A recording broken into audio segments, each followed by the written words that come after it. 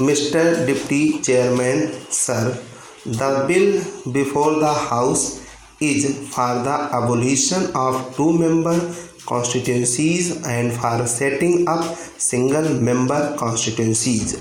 In other words, the present double-member constituencies are proposed to be bifurcated as single-member constituencies with reservation of seats or constituencies for the scheduled castes and scheduled tribes. Now, sir, a very crucial movement in the history of our young democracy has come. Where from has this reservation arisen? Is not reservation repugnant to the very principle of democracy? Still, we have reconciled ourselves to this reservation. A reservation might be in any form. It might be in the form of constituencies. It might be for the scheduled castes and scheduled tribes.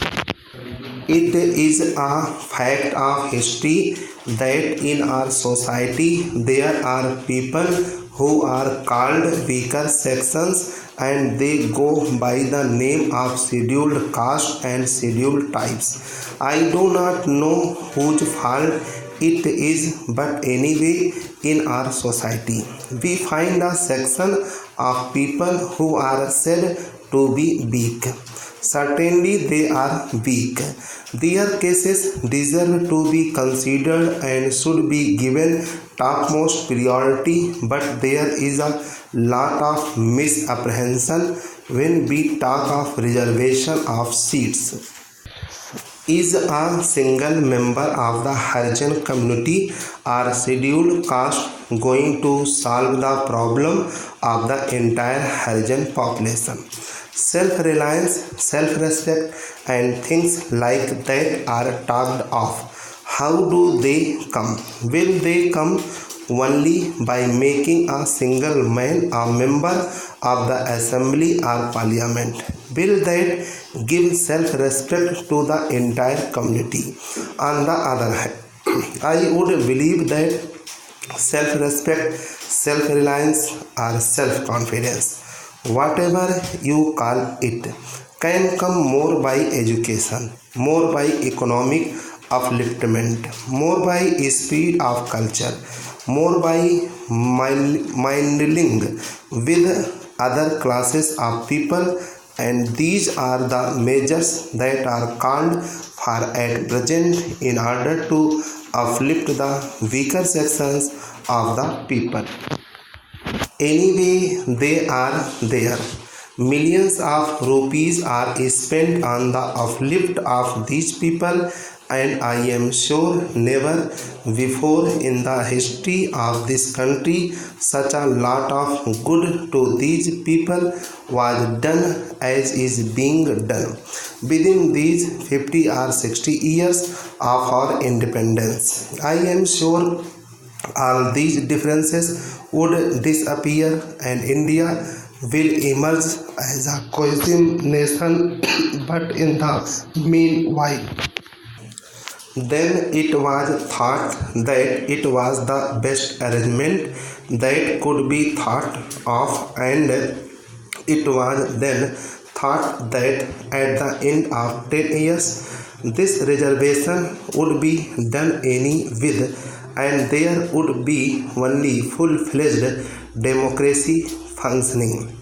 Now at the end of 10 years we have come to the conclusion that instead of these scheduled double member constituencies, we shall have to set up single member constituencies with reservation of seats for the scheduled castes and the scheduled tribes.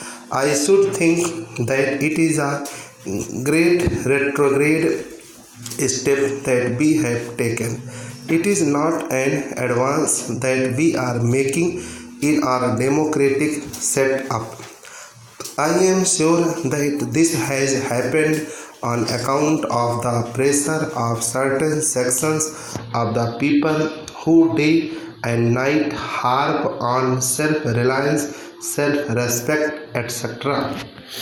Now let us consider if this system that is being thought of by this bill is going to create any vested interest. Let us also consider if a spirit of segregation will be created by the step that we have taken. These are the negative aspects of the step that we are now proposing. If vested interests are going to be created, if a spirit of separatism is going to be created in this country, if perpetuation of segregation is to take place, let us reject this bill here and now. We have paid very heavy cost in the name of reservation of seats. Our country was divided. Had it not been for this principle that was introduced, however, unwittingly, our country would not have been divided today. Having found that position, let us be careful of what we do now. Now, who in this world will give up an advantage gained, whether rightfully or wrongfully gained? We have seen it in the nature of man not to give up a right that he has earned.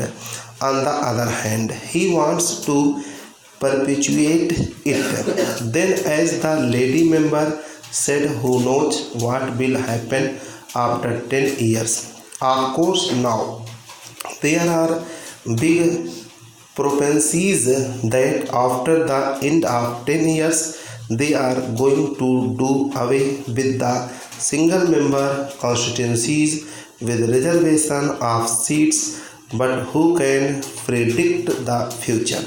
Will the same scheduled caste brethren not insist on their rights to have a separate vote and a separate constituency? What guarantee is there?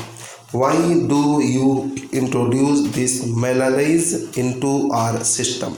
So I would utter a very respectful, mild warning here that who we do today might do a great mischief tomorrow.